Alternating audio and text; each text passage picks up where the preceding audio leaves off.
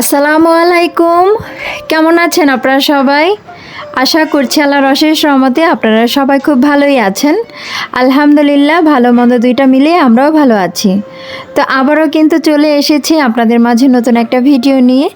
তো শুরুতে এই যে ফুল গাছ লতা পাতা এগুলো দিয়ে শুরু করলাম।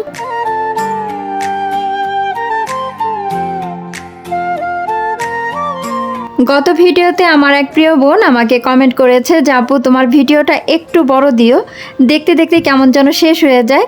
তো তার উদ্দেশ্যেই কিন্তু আজকের ভিডিওটা তুলনামূলকভাবে আজকে একটু বড় হয়েছে। তো জানি না আপনাদের কাছে কতটা বিরক্ত লাগবে। তো এই যে ফুল লতা পাতা গাছ দিয়ে তো শুরু করেছি ঠিকই, ফুল দেখলে এমনিতেই মন ভালো হয়ে যায়। তো আশা করছি খুব একটা বিরক্ত লাগবে না। আর আমি একটা জিনিস এখন দেখাবো। বেলি ফুল তো আমরা সবাই চিনি, তো বেলি ফুল গাছে কি ফল হয় কি না এটা ঠিক আমার জানা নেই। তবে এই যে আমার বেলি ফুল গাছে মোটামুটি যতটুকু ফুল ফুটেছিল সেগুলো তো ঝরে গেছে। তবে এইখানে না ছোট্ট একটা এই যে কালো করে এটা কি আসলে আমি বুঝতে পারছি না, এটা কি ফুলের বীজ কি না? যদি কারো জানা থাকে আমাকে জানাতে পারেন, আমি কিন্তু এই প্রথম দেখলাম।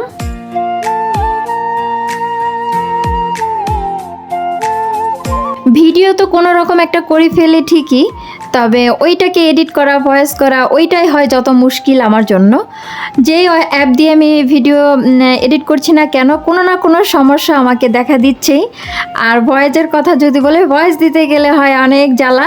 এই যে কথার মাঝে জানি না কেমন শব্দ কি পাবেন, এই যে টুকটাক ঠুস ঠাস কত রকমের শব্দ যে আমার ভিডিওর মধ্যে আসবে আমি জানি না আপনারা পুরোপুরিভাবে বুঝতে পারবেন কি না। আর আমার বাসার পাশে যে বিল্ডিংটা হচ্ছে ওইখান থেকে যত সমস্যা হচ্ছে, লুকোচুরি করে যতই দেওয়ার চেষ্টা করি না কেন ভয়েসটা, কোনোভাবেই সেটা সম্ভব হয় না। তো যাই হোক, সব মিলিয়ে এই যে আগে থেকেই তো দুঃখিত বলে নিচ্ছি।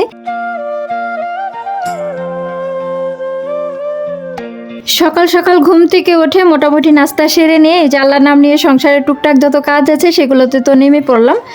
তো আজ আর রান্না বান্নার ঝামেলা নেই, ওয়াইনের বাবা বাসায় নেই, ঢাকার বাইরে আছে। তো ভাবলাম বাচ্চা কাচ্চা নিয়ে কোথাও একটু বের হবো।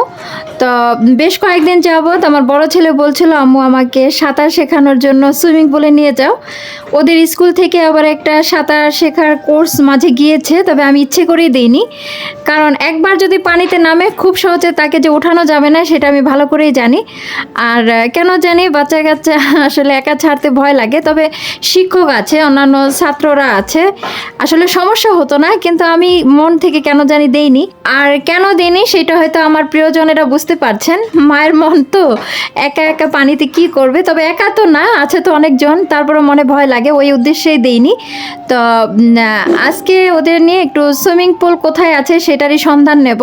তবে অনেক দূরে দূরে আমাদের এই সুইমিং পুলের যে রিসোর্টগুলো আর কি, তো বাসার কাছে ওদের স্কুলের পাশে একটা শপিং মলের উপরে সুইমিং পুল আছে। তো ভাবছি ওইখানে নিয়ে যাব। মোটামুটি যতটুকু সময় থাকে আমিও সামনে থাকলাম, দেখলাম কি করে। তো সেরকম আর রান্নাবাড়া করবো না, তো দুপুরের খাবার বাইরে থেকে নিয়ে আসবো বা খেয়ে আসবো, এরকম একটা চলবে। তো টুকটাক ঘরে যা কাজ আছে সেগুলো সেরে নিচ্ছি, আর এই যে আপনাদের সাথে বকবক করেই যাচ্ছি।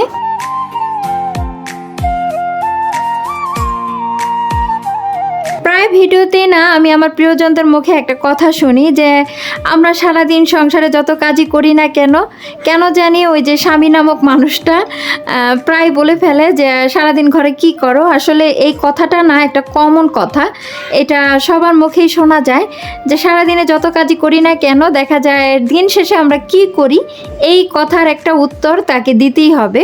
অয়নের বাবা যে বলে না ঠিক তা না, অনেক সময় বলে ফেলে যে সারাদিন ঘরে এত কী বা কাজ থাকে। তবে ওই কথার প্রতিশোধ নিতে গিয়ে কিন্তু আমি মাঝে মাঝে তাকে দিয়ে এটা ওটা করাই যে আমার কিন্তু আজকে শরীরটা ভালো নেই, তুমি একটু করে দিবা। তো না করে না, দেখা যায় যতটুকু পারে ততটুকু করে। তো করার পরে যখন তার ভিতরে একটা ক্লান্তির ছাপ আসে তখন আমি জিজ্ঞেস করি তোমার কি কষ্ট লাগছে? তো কিছু বলে না। তো তখন আবার আমি বলে ফেলি যে দেখো এই কাজগুলো কিন্তু আমি করি, তো তুমি এতটুকুতেই এত কষ্ট বা হাঁপিয়ে উঠছো, আমি কিন্তু রেগুলারই করি, আমার কি কষ্ট লাগে না? তো মাঝে মধ্যে কিন্তু ওই যে ওই কথাগুলোর উত্তর যদি পুরোপুরি দিতে না চান তাহলে কিন্তু একটু একটু খাটানো যেতেই পারে। এতে করে অন্তত বুঝবে যে আসলে পুরুষ বা নারীর মধ্যে আসলে খুব একটা তফাৎ নেই। তারা যেমন বাইরে কষ্ট করে আমরা তেমন ঘরে কষ্ট করি, তো দুইয়ে মিলে কিন্তু সমান সমান হয়েই যায়।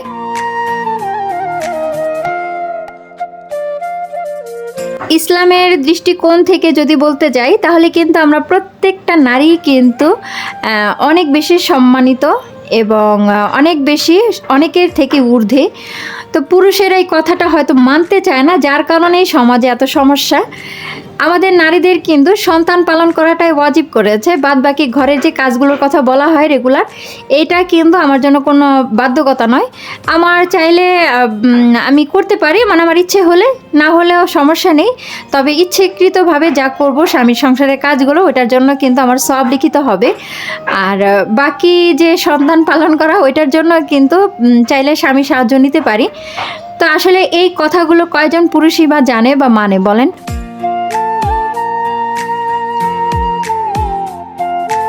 এখন তো কাঁচা আমের সিজন, তো মোটামুটি সবাই তো কম বেশি আচার দিচ্ছেন। তা আমার এই আমগুলো আনা হয়েছিল শুধু মুরব্বা দেওয়ার উদ্দেশ্যে। তো বাসায় যখন আমগুলো আনলো, তো তখন আবার আচার দেওয়ার ভঙ্গিমাটা আমার পরিবর্তন হয়ে গেছে। এখন কেন জানি দিতে ইচ্ছে করছে না। তবে মুরব্বা দেওয়ার জন্য কিন্তু যে আমে আঠি থাকে সেটা ভালো হয়, নয়তো মুরব্বাটা হয় না।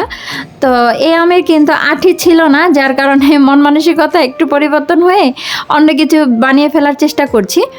তো এখানে কিছু আম এই যে ঝুরি করে কেটে নিয়েছি, এটা লবণ দিয়ে মাখিয়ে রাখবো, পরবর্তীতে ভিনেগার দিয়ে রেখে দেব। আর কিছু আম এমনিতে আচার দেব। তো এই করতে করতে কিন্তু মোটামুটি বেলা প্রায় 12টার কাছাকাছি হয়ে গেছে। ওই দিক দিয়ে আমার বড় ছেলে ছোট ছেলে আমাকে জ্বালিয়ে ফেলছে, আম্মু চলো চলো কোথায় যেন নিয়ে যাবা। তো কি আর করার, ছেলেদের নিয়ে এই যে এখনও পুরোপুরি 12টা বাজেনি, তো এই যে বের হয়ে গিয়েছি।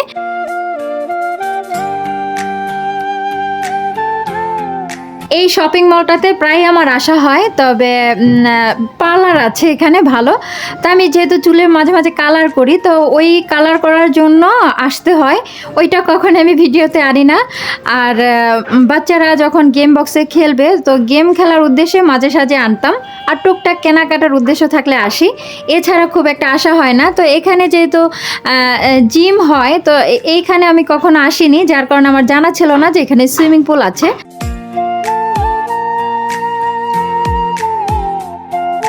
আপনি বা আমি হয়তো নানা বাড়ি দাদা বাড়ির যে পুকুর আছে সেখান থেকে গোসল করে এবং সাঁতার শেখা, মানে দুইটাই কিন্তু আমরা ওইখান থেকেই অভ্যস্ত হয়ে গিয়েছি। তবে আমার বাচ্চারা যেহেতু সেই সুযোগ সুবিধা কোনো কিছুই পাচ্ছে না, শহরের বাড়িতে আসলে বাচ্চারা এগুলো পাবে বা কোথায়, তো তাদের জন্য মাঝে সাঝে কিন্তু এরকম সুইমিং পুলে নিয়ে গিয়ে সাঁতার শেখাটা আমার মনে হয় খুব বেশি প্রয়োজন। আর আমার প্রথম সাঁতার শেখা কিন্তু এই বুড়িগঙ্গা নদীতেই, তখন ছোট ছিলাম, আর নদীটা ছিল সম্পূর্ণ ভিন্ন। এখনকার নদী আর তখনকার নদীর মধ্যে অনেক বেশি আকাশ পাতাল তফাৎ আর কি।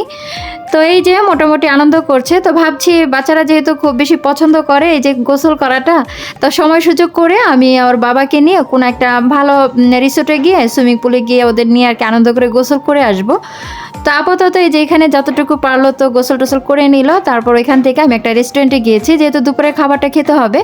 তো মোটামুটি এখান থেকে কিছু খাবার অর্ডার করে নিয়ে বাসায় চলে যাব। তো বেশ লম্বা সময় ওদের জন্য বসে থাকতে থাকতে কোমর পিঠ এমনিতেই ধরে গেছে। তো খাবার নিয়ে এই যে বাসায় কিন্তু ফিরে যাচ্ছি।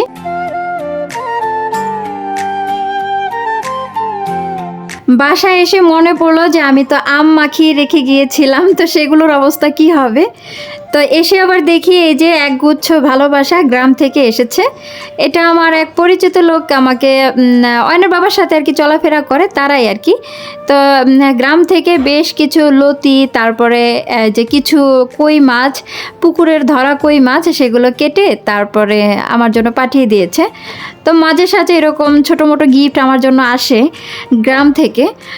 তো আমার কাছে বেশ ভালোই লাগে। দেখা যায় কি এমনিতে তো আমরা রেগুলার এগুলো কিনে খাই, তবে গ্রামের একদম টাটকা জিনিসটা যখন হাতের মুঠোয় পাই এমনিতে কিন্তু খুব ভালো লাগে।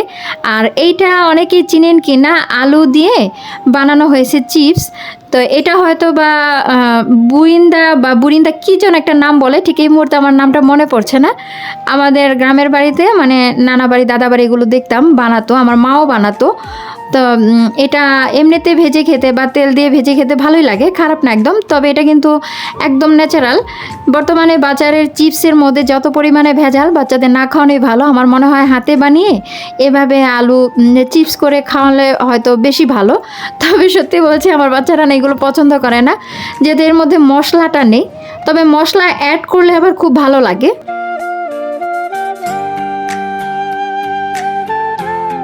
সকালে মাখিয়ে রাখা আম এখন আমি রোদে দেব, এই হলো অবস্থা। সত্যি বলতে আমি অনেকটা ভুলেই গিয়েছিলাম যে আমি আম মাখিয়ে রেখেছি। তো কোনো ব্যাপার নাই, যে এখন দিয়ে দেব। আর এই পর্যন্ত ধৈর্য ধরে কি কেউ আমার ভিডিওটা দেখছেন? অনেক তো বকবক শুনলেন। তো জানি না এই বকবক শুনতে কারো কোনো কিছু ভালো লাগলো কি না। যদি কথা ও কাজ কোনো অংশ ভালো লাগে তাহলে প্লিজ আশা করছি একটা লাইক দেবেন। নতুন হলে পাশে থাকতে পারেন। কারো ভিডিও দেখি বা না দেখি, আপনারা যে আমার ভিডিও দেখেন, ভালোবাসা জানান, সত্যি অসংখ্য অসংখ্য ধন্যবাদ জানাই আপনাদের। এইটুকুন বলা ছাড়া আমার আর কোনো কথাই থাকে না। তো যাই হোক, এই যে এখানে যে আমটা আবার এই যে লবণ দিয়ে মাখিয়ে রেখেছিলাম, সেটা থেকে কিন্তু অনেকটা পানি বের হয়েছে। তো ওইটা এখন চটকে নিচ্ছি যাতে করে পানিটা পুরোপুরিভাবে বের হয়ে যায়। তো এইটা আবার ভিনেগারে দিয়ে দেব। অনেক সময় দেখা যায় কি অনেক বেশি গরম পড়েছে, তো তখন একটু টক খেতে ইচ্ছে করে। সরাসরি যে টকটা অনেক সময় দেখা যায় ঘরে থাকে না, আম, লেবু বা তেঁতুল এগুলো থাকে না, তখন কিন্তু এই যে এইভাবে যদি আম বা অন্যান্য সবজিও কিন্তু ভিনেগারে দিয়ে আচারের মতো করে খাওয়া যায়। তো ওই উদ্দেশ্যে এই যে দিয়ে নিচ্ছি। আর অয়নের বাবার সাথে যেহেতু আমার মাঝে সাঝে একটু চেঁচামেচি হইচই করা হয়, তো সেই ক্ষেত্রে দেখা যায় কি আমার প্রেশারটা মাঝে মাঝে একটু হাই হয়ে যায়। তো আমার যেহেতু চেঁচামেচি করার একটু স্বভাব আছে, রাগ বেশি হলে মাথা ঠিক থাকে না, তো সেই সময় প্রেশারটা হাই হলে একটু টকের প্রয়োজন তো হয়ই। তো সেই উদ্দেশ্যেও কিন্তু এই যে দিয়ে নিয়েছি। তো একে ভিতরে দুই কাজ হয়ে যাবে, আচারও হলো, মাঝে মাঝে হাই প্রেশারটাকে একটু লো করার জন্য সুবিধাও হলো। সকালে যখন আচার দেব বলে উদ্দেশ্য করেছিলাম তখন কিন্তু বেশ রোদ্দুর ছিল। তো এর মাঝে যে আমি কত কি করে আসলাম, আচারের কথা ভুলেই গিয়েছি। তো বাসায় এসে এই যে যখন আবার রোদে দেব তখন শুরু হয়ে গেল বৃষ্টি। তো কি আর করার, প্রকৃতির সাথে রাগ করব, এটাই বা কতটা শোভনীয়। তো অনেক কথা বললাম, অনেক কাজ করলাম, জানি না কার কতটা ভালো লাগলো। তো আল্লাহ তাআলা ভালো রাখলে আবার আসবো আপনাদের মাঝে। সেই পর্যন্ত আপনারাও ভালো থাকবেন, সুস্থ থাকবেন। আল্লাহ হাফিজ, আসসালামু আলাইকুম।